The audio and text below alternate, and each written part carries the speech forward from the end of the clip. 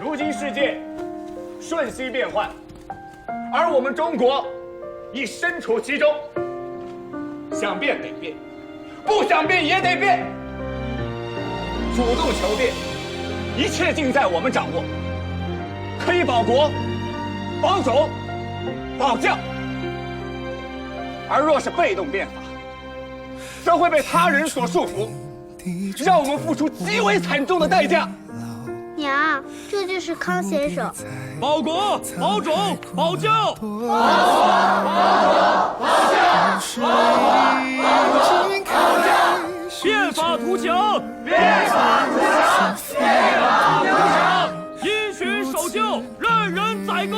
因循守旧，任人宰割。发愤为新，阔可图存。发愤为新，阔可图存。如此的美。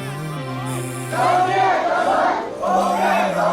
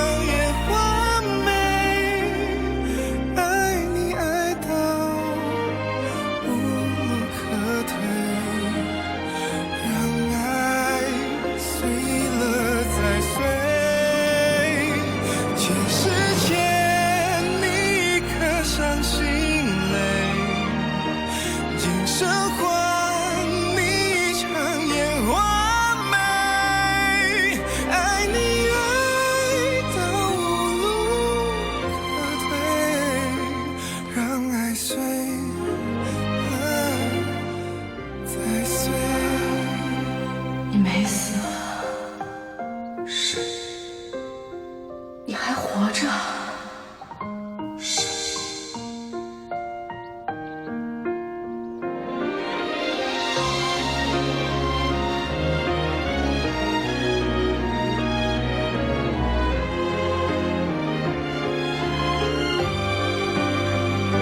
全世界你可相信？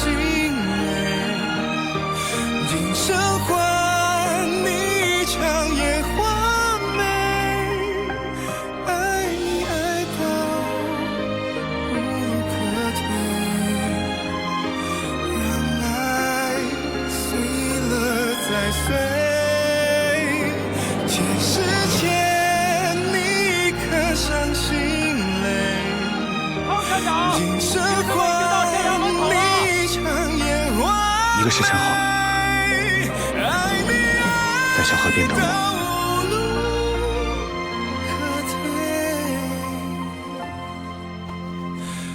让爱碎了再碎，让爱碎了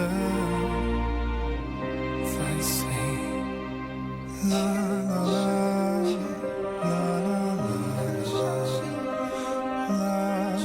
娘，你没事吧？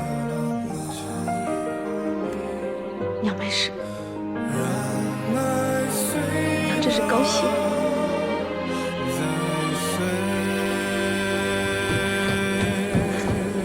春信，少奶奶，少奶奶，他还活着，还活着。谁还活着？之夏，当年我去上海，那些漂亮衣裳还在吗？你要他干嘛？你去帮我找出来。你去韩夫人那儿，帮我要些胭脂水粉。到底出什么事儿了？你别管了，快去拿，快快！你拿着。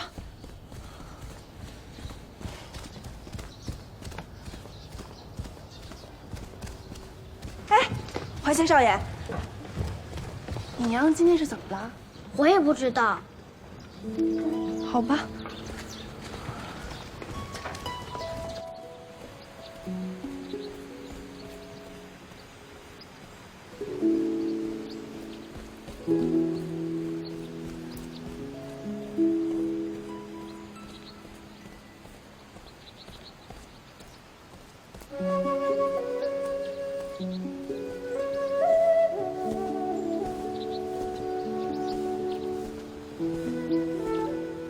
没想到你还挺准时的。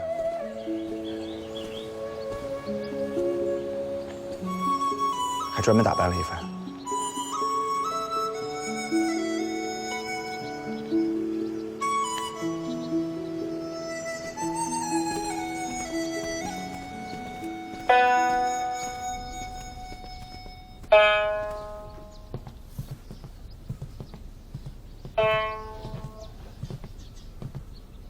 他们是啊，我给你介绍，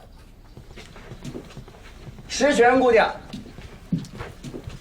石美姑娘，石少爷，这谁呀？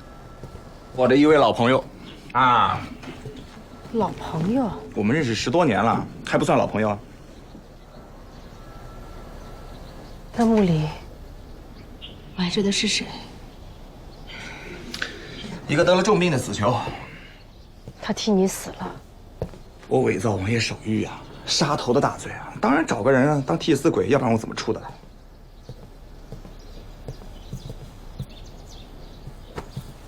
这些年，你都去哪儿了？说来话长啊。我一出狱以后呢，就先去了日本。本来我不打算回来了，但谁知道后来我奶奶走了，王爷允许我回来奔丧。那我回来以后就遇到变法了，这种好戏我怎么可能错过啊？于是我干脆就留下来了。既然你活着，为什么不给我个消息？我奶奶已经走了，我如果再联系你，我爹我娘都得排着队上吊去啊。周颖，现在多好，干嘛提以前那些陈芝麻烂谷子的事儿啊？不要谈。沈心怡，你这是在做什么？你是在考验我？周颖，我记得你不是那么一个无趣的人，你非要我把不好听的话放到台面上来说吗？不好听的话。我认识你之后呢，我栽了多大的跟头，命都差点没了。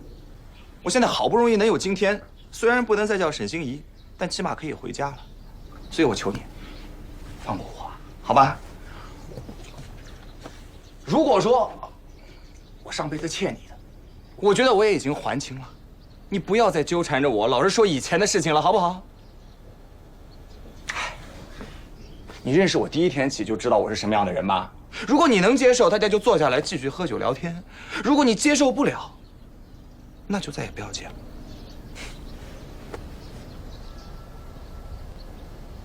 沈公子，你知道吗？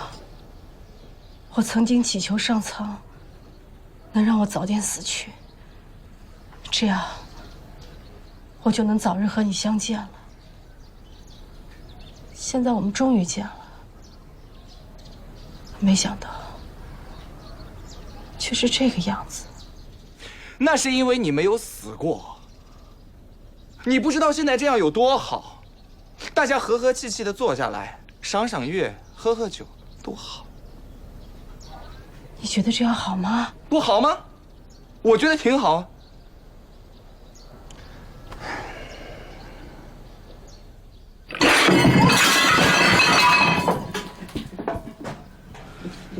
我觉得我们永远不见，这样才更好。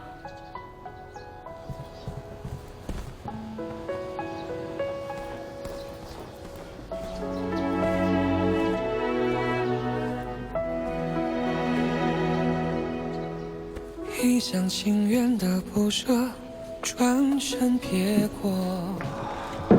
少爷，奈何太多繁华，谢了难舍。石少爷，你走吧。一厢情愿的不舍，转身别过。就是。此情奈何，我让你们走啊！寻他落，点点星辰梦里啊，脸上沉吟羞涩，一蓑烟雨像清澈，怀念中带着。不说，将泪成饮，侧半剑翻过曲终罢了，死也萧瑟，你和我。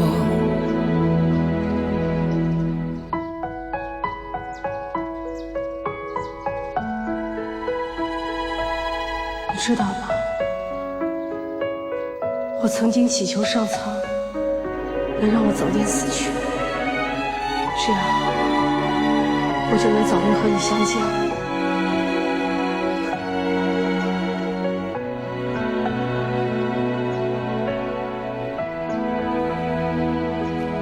点点星辰梦里啊，脸上沉吟羞涩，一蓑烟雨像清澈，幻念中带着不舍，将泪沉吟，侧盘剑翻过曲终罢了，死也萧瑟，你和我。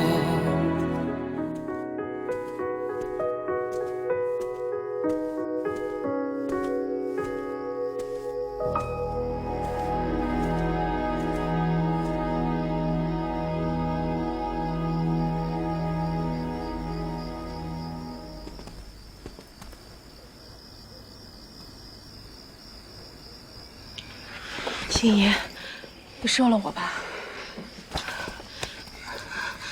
很多年前你就放话，说这辈子一定要收了我，但那时候我太年轻，不懂事，不知道你给我的其实是一份最真挚的感情。我拒绝了你一次又一次，现在我终于明白，你是我生命中最重要的人，所以我求你，心怡，收了我。我现在不是吴片的寡妇，也不是吴家的大当家，更不是泾阳的富商，我就是个爱你的人。心怡，我爱你，我爱你。这几年，几乎每天都痛不欲生，我恨自己，为什么没有早点醒我？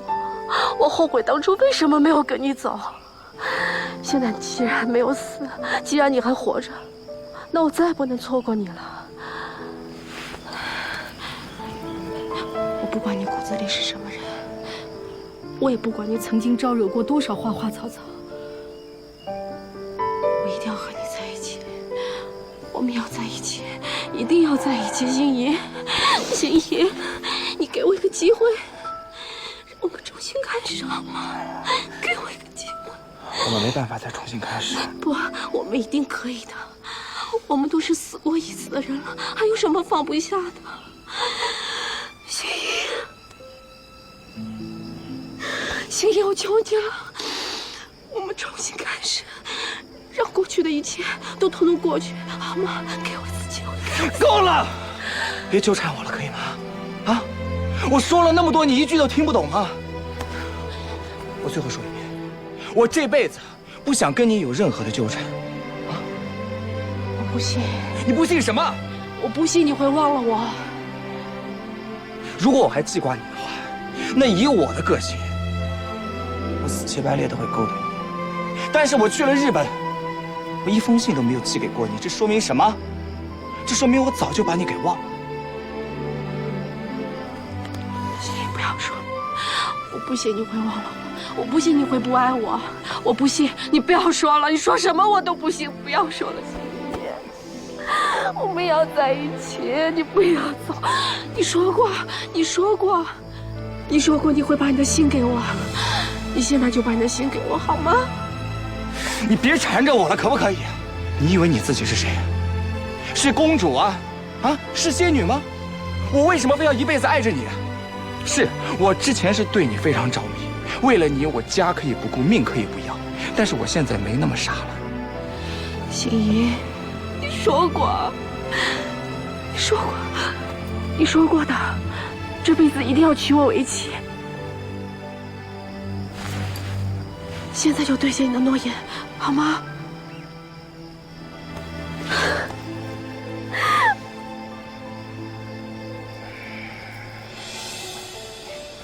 少爷，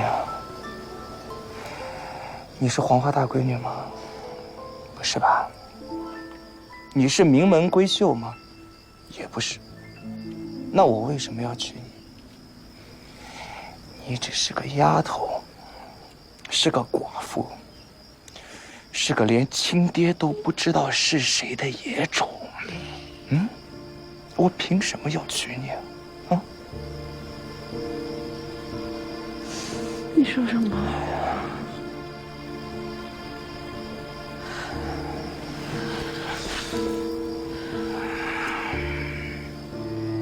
你还记得吗？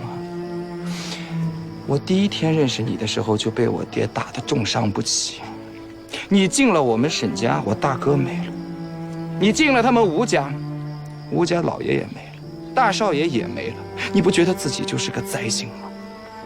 我好不容易改名换姓，能够活到现在，真的已经很幸运了。你还不肯放过我，你到底想怎么样？你再说一次。你是个灾星。你再说一遍。灾星，灾星，灾星。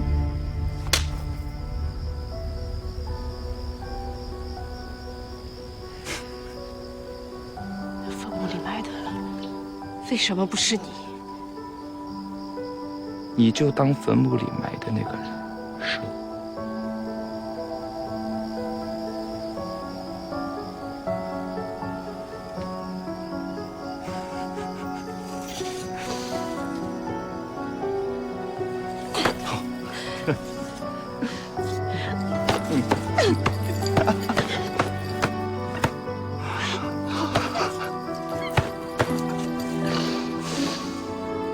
沈心怡，你会后悔的。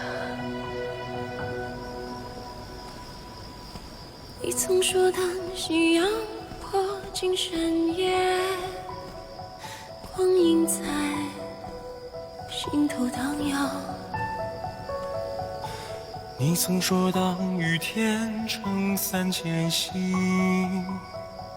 涟漪在伞后中风。与你别了那青春离歌，别了那青春离歌。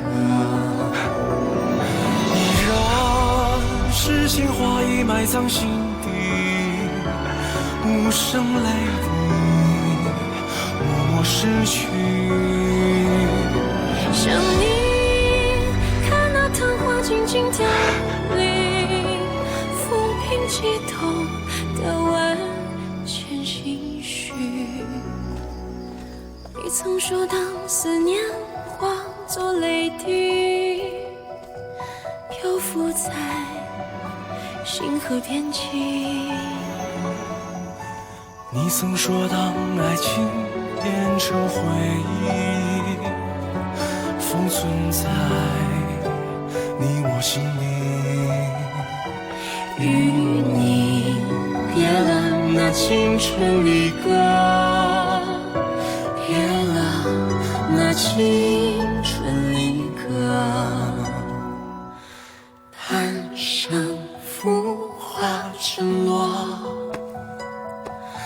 内心从未失落，涌入你温暖的怀里。背八股，改科举，背八股，改科举。你们看看日本的国土，只有我大清的1/30，比起两湖两江的辖地还要小。而他们的人口只有我们的1/12。20多年前，我们也是被西洋的火枪大炮打开了国门。他有沈星移吗？是他。他个已死之人还这般招摇，是不是给王爷惹事儿吗？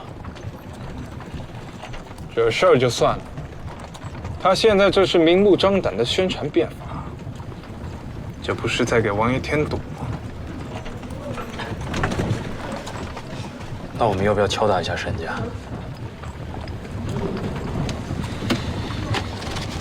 这2天要敲打的不止沈家。经查，这些日子到处宣传变法的学生，大多出自正仪学堂。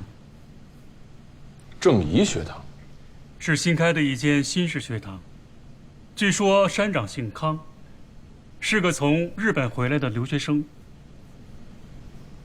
在我管辖的地盘上，竟然还出了这么一号人物，我竟然都不知道。赵大人，杜老板来了，请他进来。是。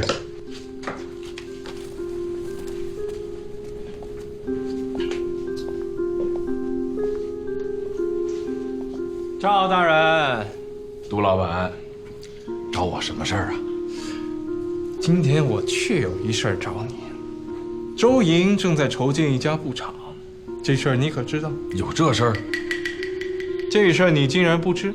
哎，这2天泾阳西安街头竟是宣讲变法的学生士人，我忙他们还忙不过来呢，我哪有余力管这些琐事？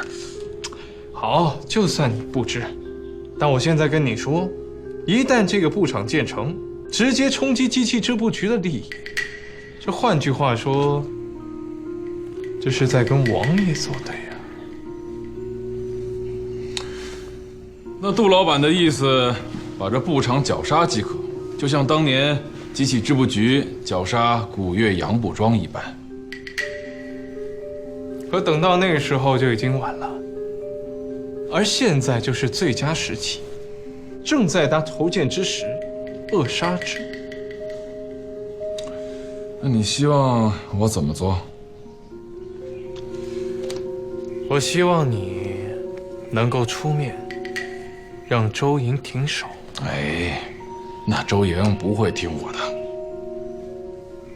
可我相信你有办法能让她听话。杜老板，你是太不了解周莹了。赵大人，可是我了解王爷啊。我跟你说，王爷他是最痛恨手底下的人不忠不诚，心里打着小算盘。更何况，你跟周莹的关系，王爷可是心知肚明的。如果你为了周莹，置王爷的利益于不顾，王爷心里会怎么想啊？赵大人，你最大的优点就是识时务，我希望你这个优点能够一以贯之，继续保持啊。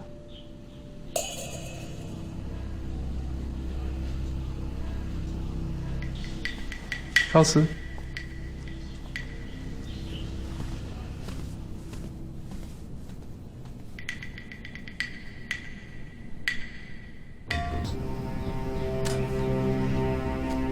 杜老板，这是龙生河上一季的红利，这是账。户部那边的银子都办妥了？北京日昌河那边办妥了，不会走漏风声。请王爷放心，经办的人都非常可靠。二少爷回来了。是。之前跟你和王爷都禀报过了，但王爷不是已经同意了吗？是啊，王爷怜惜你劳苦功高，同意他回来探亲，可没同意他回来变法。变法？这不可能。他整天老老实实的在学堂教书呢。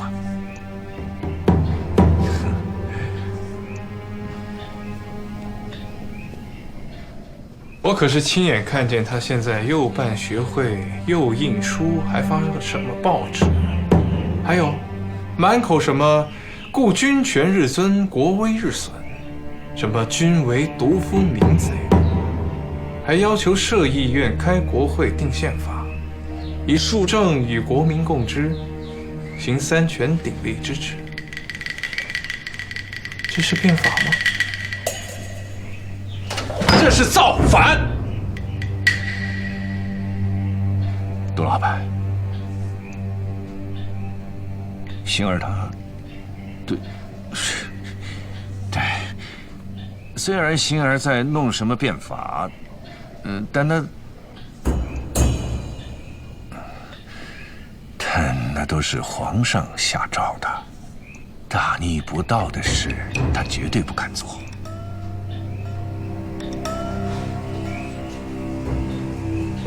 可你们沈家的主子是王爷，不是皇上。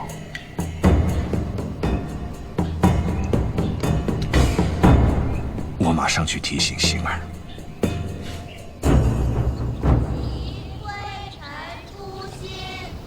逐层换体，皆贤皆微分而来。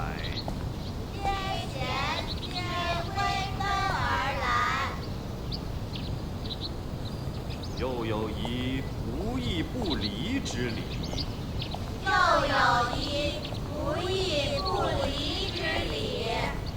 行乎其内，有因无创，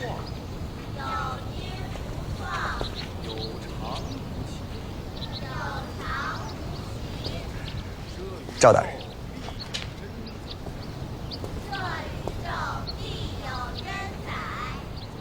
沈星移，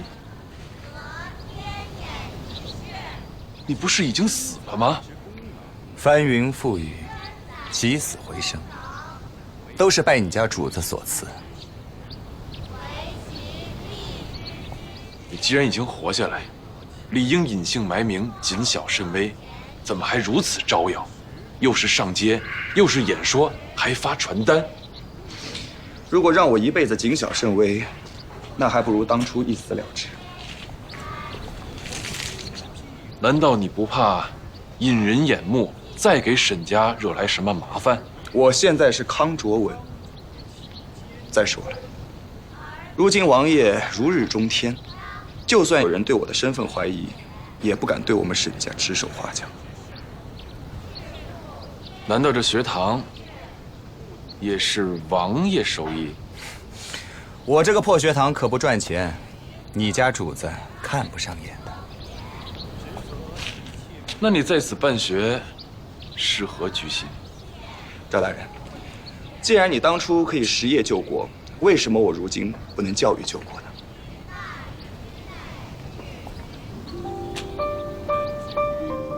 没想到你有如此志向。甲午一战，中国大败，很多人都认为是日本船坚炮利，强于中国，但是其实他们真正的强，是强在教育。我亲眼所见，在日本一无不学之户，家无不学之人，不仅人人识字，包括最普通的民众，都可以接受西洋最先进的思想和先进的知识。你再看看我们的救国之路，如此的艰辛曲折，除了上层贪腐无能，普通民众的愚昧无知是很重要的原因。这一点我十分赞同。要想国强，首先要有人才，而人才均出于力学。沈星移，没想到你荒唐了大半辈子，终于做了一件好事。赵大人都已经投到王爷门下了，还知道这是好事？彼此彼此，彼此彼此。我爹乃是一介草民，身不由己还说得过去。可是赵大人，你是一个出身甚严的堂堂儒生啊，都学得这么趋炎附势，我真是想不通。我有一件事情一直也没想通。王爷害你入狱，害得你们沈家耗尽家产，你爹竟然还帮王爷开钱庄、开贸易行。你不是也知道王爷之贪之腐，登峰造极吗？你还不一样为他鞍前马后？康先生，舅舅，你怎么来了？我找康先生聊点事情。哦，那我先粗糙去了。去吧。刚才怀贤叫你舅舅，不应该是姑父吗？周莹现在是我义妹，她当然喊我舅舅。她跟你结拜，你可是王爷的走狗啊！我若不当走狗，怎么能救得了她？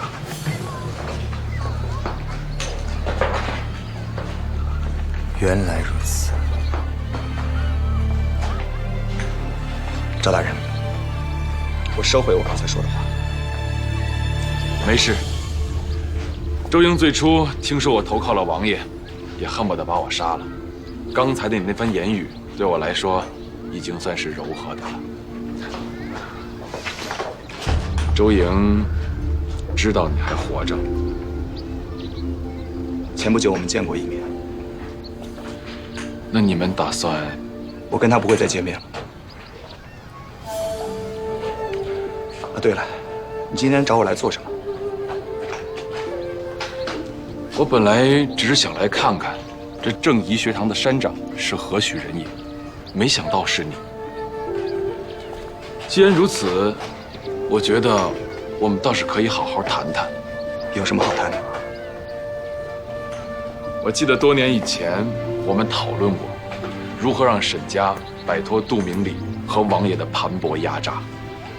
我记得那个时候，你让我跟你一个阵营，一起投靠李大人。幸好我当时没那么做。是啊，没过2年，我自己也投到了王爷的阵营。现在想想当初的自己，的确有点天真。不过当初我有一个建议，现在看来仍然是对沈家有利。你可以直说。沈青衣，我们联手除掉明礼。你为什么要干掉杜明礼？你想取代他在王爷那的位置？不，为了保护周莹。从眼前看，周莹正在筹建新的织布工厂，而明礼一心想要扼杀。从长远看，周莹和明礼迟早会有一场生死之战。沈青衣，我们需要你的支持。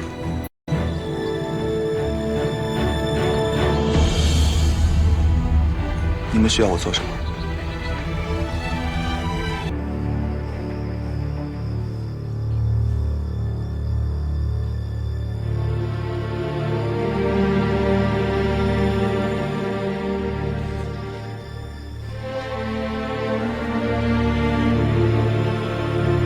星儿，爹，你怎么来了？爹，我还想着这2天忙完手头的事儿，回家一趟，看看你和娘。你倒好，自己跑来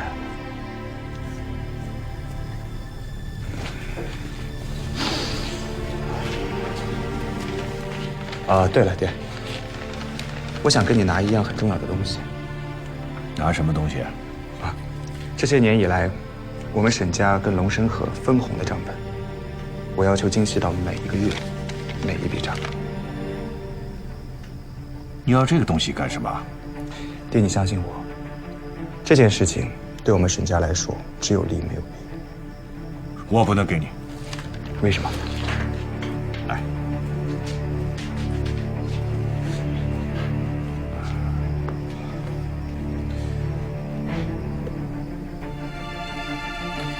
你最好马上回日本。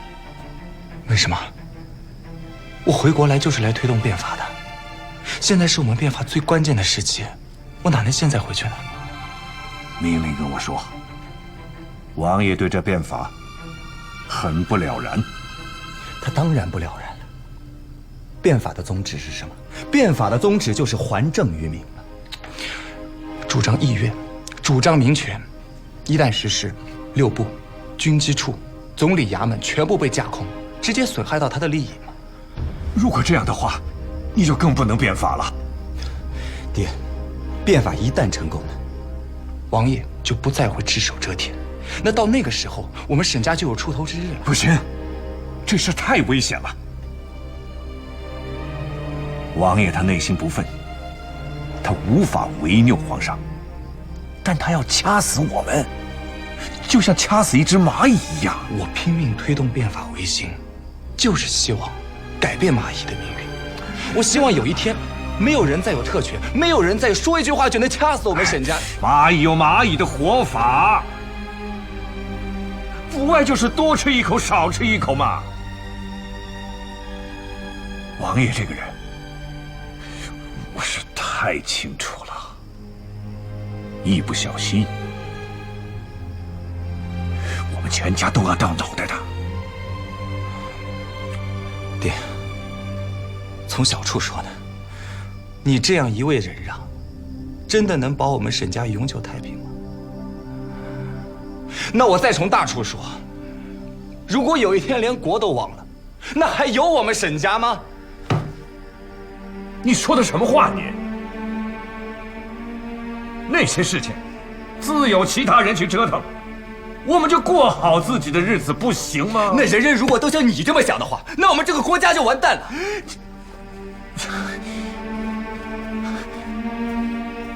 什么救国？什么变法？这些是神仙打仗的事情，我不许你掺和这事儿。爹，其余的事情我都可以答应你，唯独这件事，万万不能。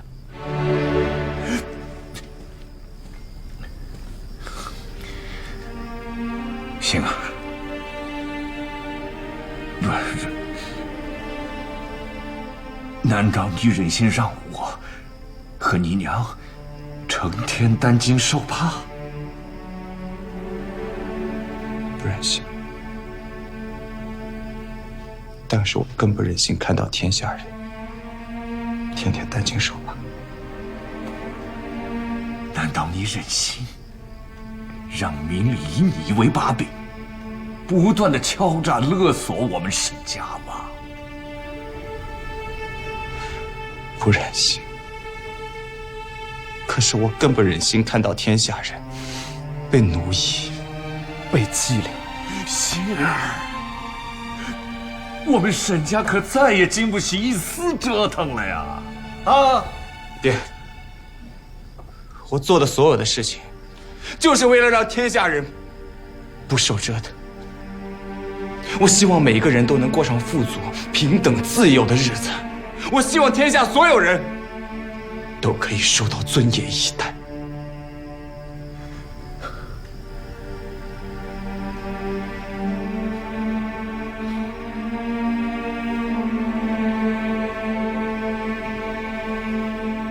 你还是不听我的。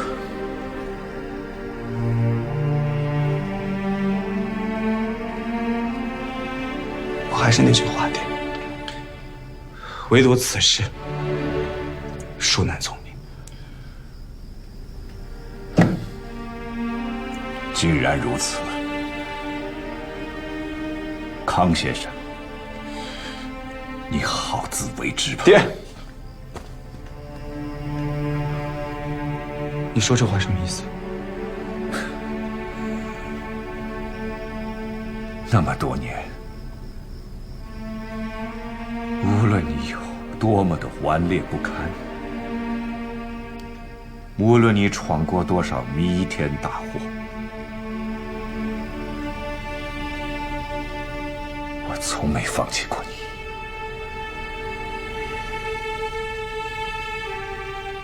因为你是我的儿子。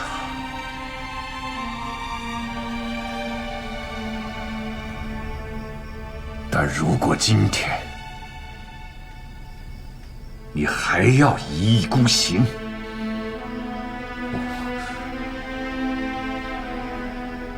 我只能和你断绝父子关系。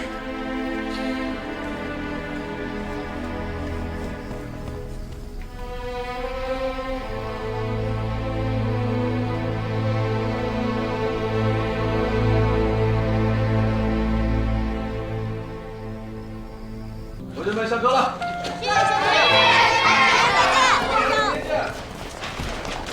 慢点儿。吴怀仙，康先生，来，把这个东西交给你娘，就放在她桌子上就行。这是什么呀？他看了自然会知道。记住，不要告诉他是我给的。哦，康先生再见。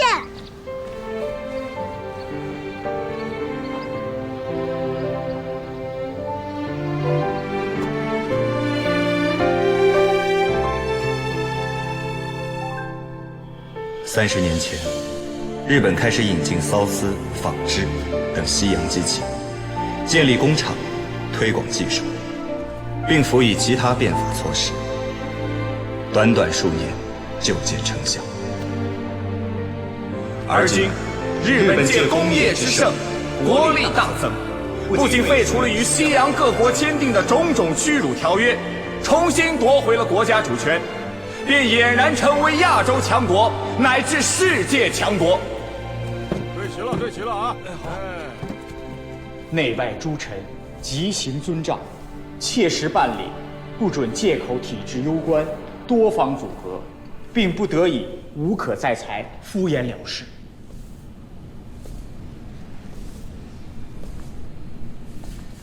如果严格按照皇上的旨意，陕西要裁撤多少官员？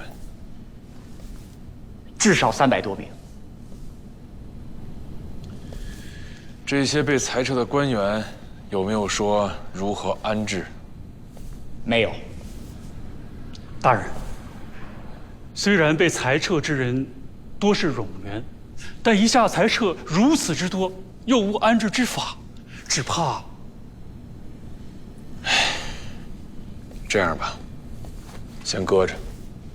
大人，这皇上的诏令上说的明明白白，限1月半军复奏，若推诿因循，定当予以重惩，绝不宽待。这哪是在变法呀，这是在催命啊！以前啊，我们只知道买回机器开工卖布，这一次既然知道了人家日本工厂的精妙之处，就必须得学得有模有样才行。那是那是。周莹，哎，大哥，你这精良布厂什么时候开工？现在出定，1个月之后正式开工。为什么还要等1个月呀？机器不都已经到了吗？机器到了还得安装，工人还要培训，所有工种之间还有一个配合过程。事多着。不行，10天之内必须开工，必须要见到成效。这大哥，这也太着急了。怎么能不急呀？皇上为了你这精良布厂，专门下了诏令，说务必要办一个样板出来，给全国的总督和巡抚看一看。可是现在2个月过去了，什么都没有，我怎么向皇上交代？啊？可是办厂这么大一件事情，千头万绪，哪里是几天时间就能搞定的？哎，这是啊，你这是强人所难，我跟你说啊。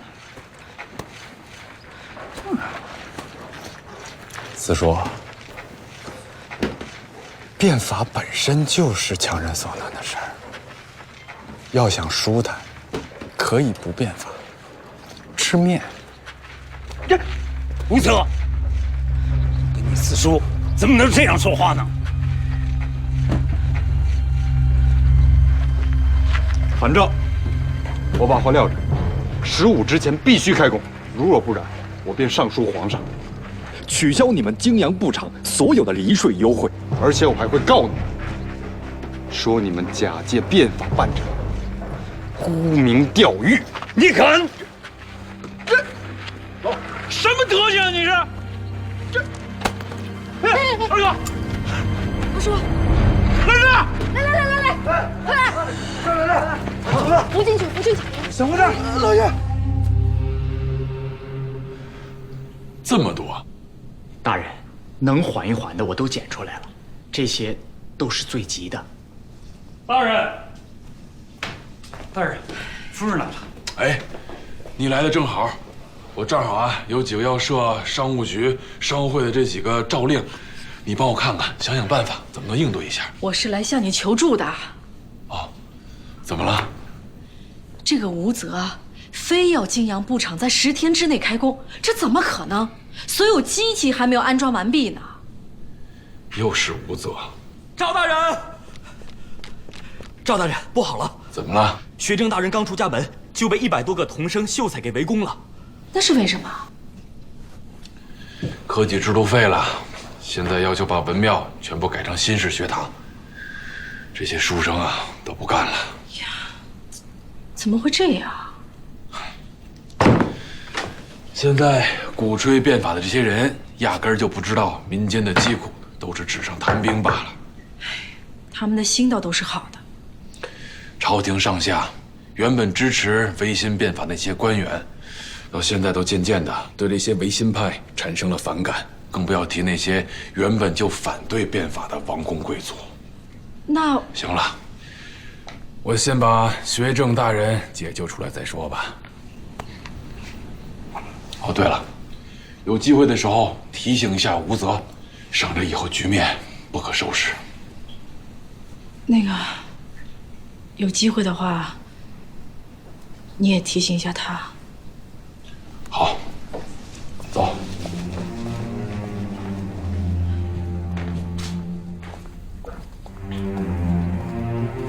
吴泽，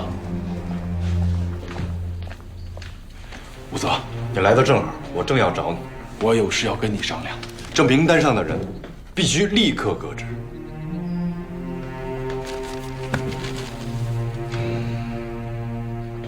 为什么？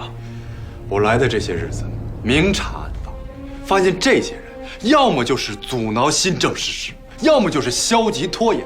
尤其是那个学政大人，这都1个月都过去了，新式学堂还是没有进展。这个，我要替他说2句了。要银子无银子，要老师没老师，这怎么可能凭空办得出来？你还袒护他？我不是袒护他。今天为了新政，他差点被人围殴。大家不是消磨拖延，是在疲于奔命。如果你们不改掉那个旧时的官僚做派，自然是难以实。可是现在，这变法的诏令几乎每天都在送来，那最多1日可以收到10几份的诏令，有商务，有教育，有军务，连我都不知所措。那你让这些下面的官员和普通的民众怎么办？我说吴泽，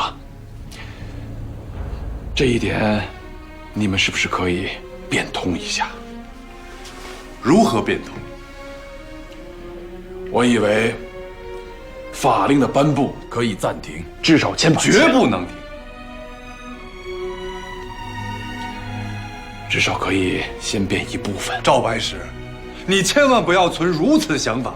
我告诉你，变法一说，能变则存，不变则亡，全变则强，小变则亡。照你们这么个变法，不出3月一切全乱。没错，我们要的就是天下大乱。你说什么？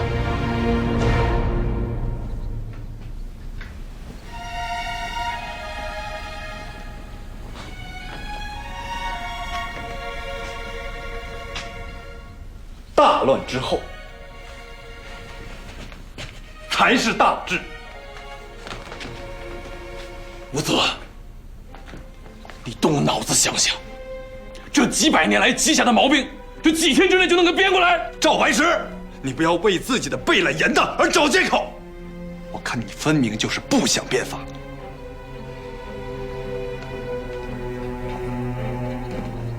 凭什么说我不想变法？那你现在把他们都给撤了呀！恕难从命。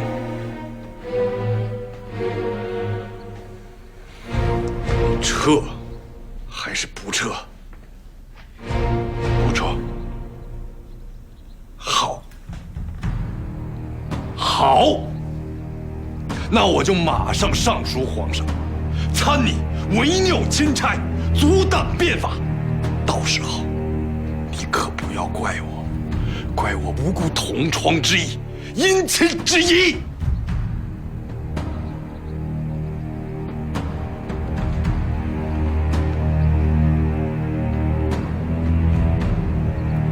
随便你。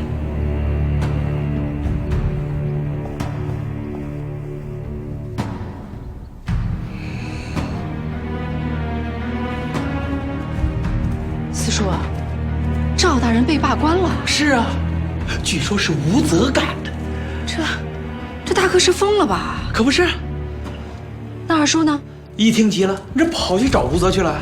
武则，爹，您怎么来了？武则，别再搞什么变法了，马上跟我回家。爹，变法成败在此一举，让我现在和您回家，怎么可能呢？武则，从古至今，那些变法的商鞅、吴起、王安石，哪个有好下场啊？爹，我和他们不一样。你看你，废科举，裁冗员，到处挑事，到处得罪人，就连赵白石这样的好官，也被你罢免了。你说，你到底想干什么？爹，赵白石乃朝廷大员，顽劣不化，不识大体，处处与我作对。我弹劾他，那是大义灭亲。你这是变法吗？你这分明就是顺我者昌，逆我者亡。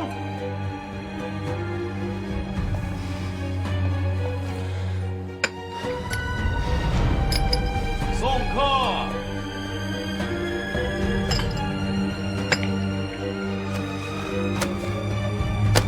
武则，你敢撵你爹走啊？爹，我很忙，有好几个奏折等着我写呢。对了，爹，泾阳部长到底是什么情况？15之前能不能开工？如果不能开工，皇上要是问起我们陕西的变法情况，我可是要给周莹添上一笔。你敢！武则，我告诉你啊，你如果敢对周莹怎么样？老爷，老爷，快去叫人！爹，快！老爷。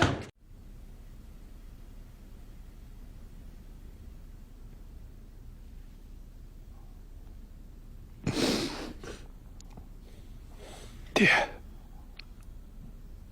我会照顾好娘，我会撑起咱们西园。老爷，你还有什么要说的吗？医生一动，快过来！爷爷，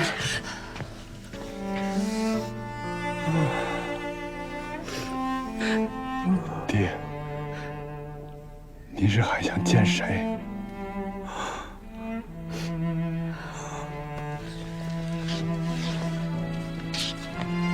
周莹吗？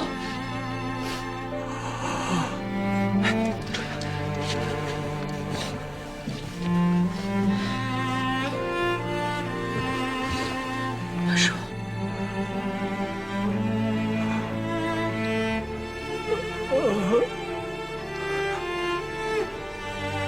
阿叔，你放心，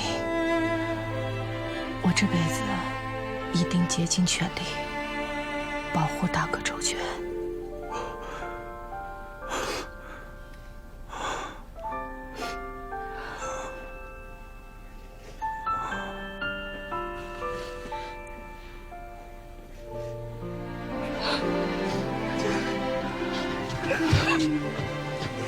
二哥，爹，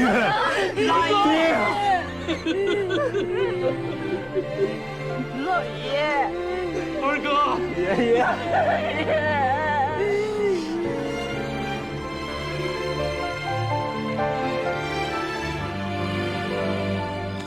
沈老板，最近二少爷依旧蹦跶的厉害呀。别提了，我跟那个逆子已经断绝父子关系了。是吗？哎，那最近王爷要我收集陕西的动向，那这个康先生的言行，我到底是上报还是不上报呢？他姓康，我姓沈，我们没有瓜葛。杜老板，你想怎样就怎样。嗯，明白。哎，杜老板，最近你形容消瘦啊，是不是过于劳累了？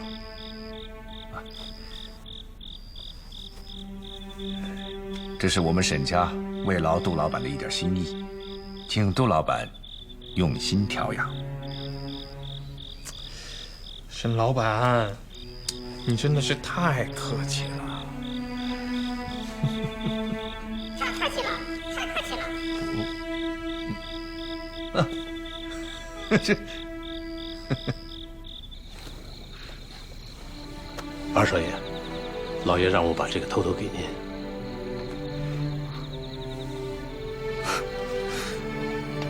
原来我爹他一点都不糊涂。其实，从把你派到上海去开始，老爷就一直在想着退路。他心里其实比谁都清楚，可惜他不够决断。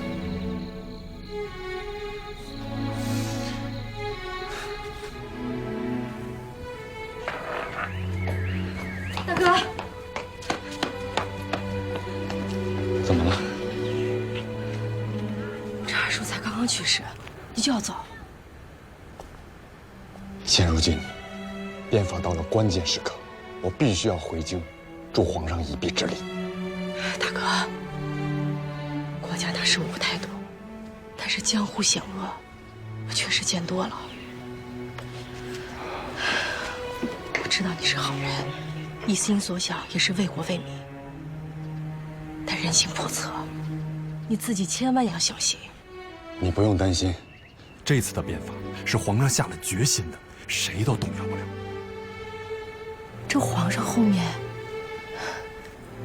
不是还有太后吗？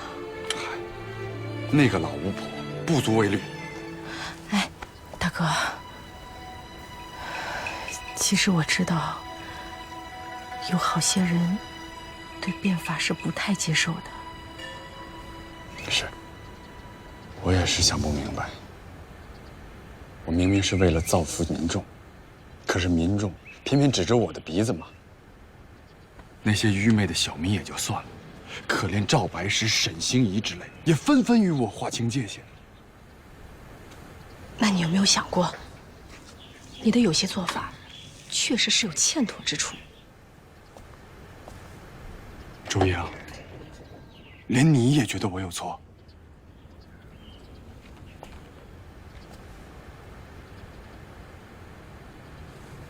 我爹都去了，我连给他守孝都顾不上，就要赶回京城。我为了什么？我还不是为了社稷，为了民众啊！这总不能说你为了社稷，为了民众，我就一句话都不能说你了吧？那你说我哪有错？还是说你觉得皇上颁布的哪条诏令有失之处？大哥，欲速则不达，快刀才能斩乱麻。行了，我不跟你说了，跟你说了也没有用。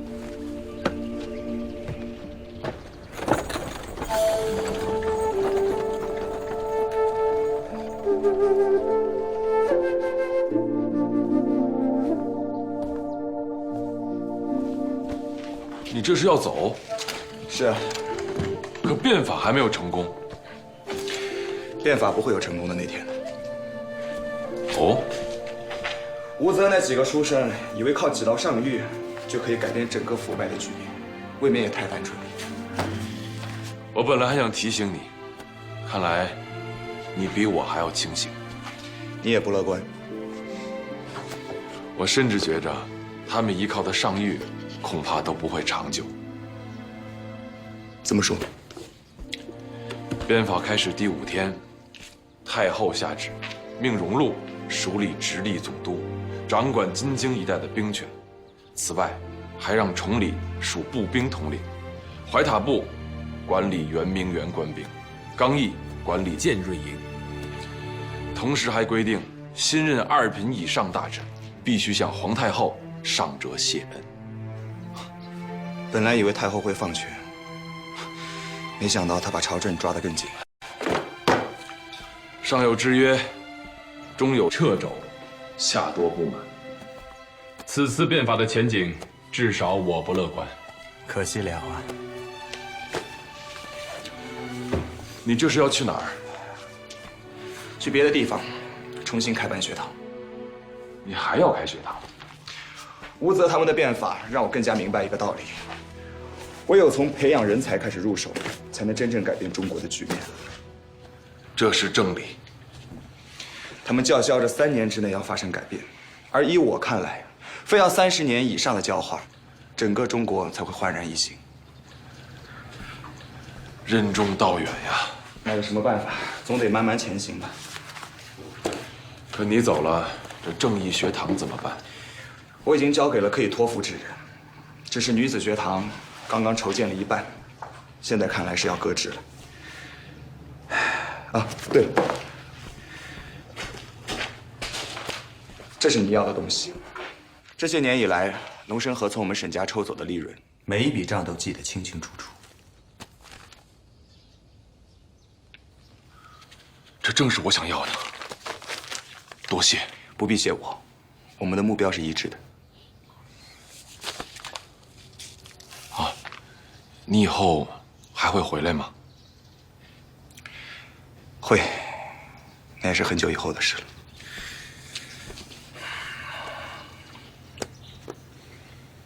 保重。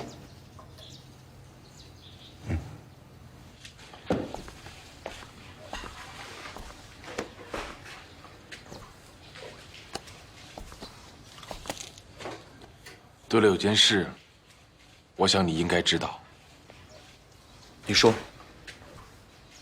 周英被判死刑的时候，我去监狱里看他，他让我给你带一句话：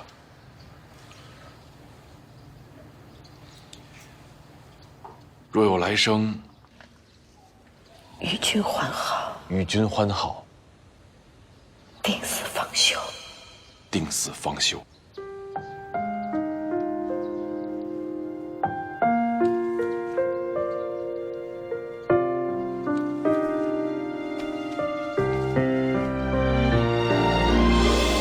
知道吗？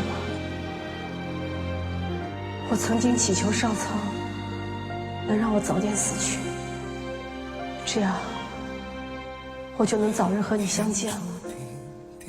奶奶熬到今天，我有话对你说。别和我家寡妇勾搭，你答应我。如此的美，也许我们再不会忘掉西方的爱，如此的以前，就算是我们亏欠了吴家，但现在你为了那个寡妇，差点丢了性命。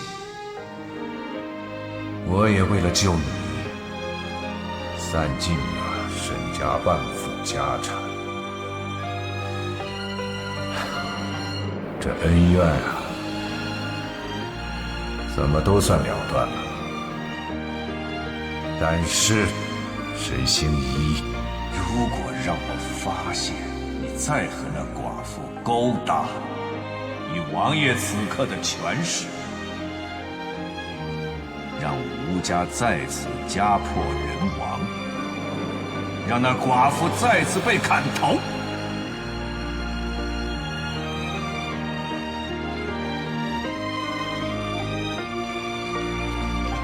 停！坐这儿。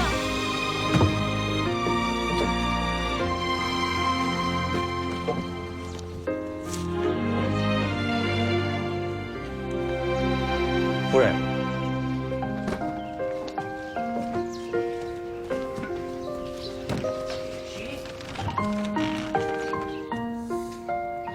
娘，你多保重。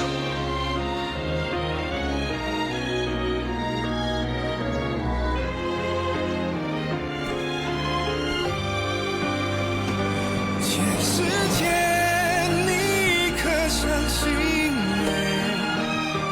今生换你长夜换美，爱你爱到无可退，让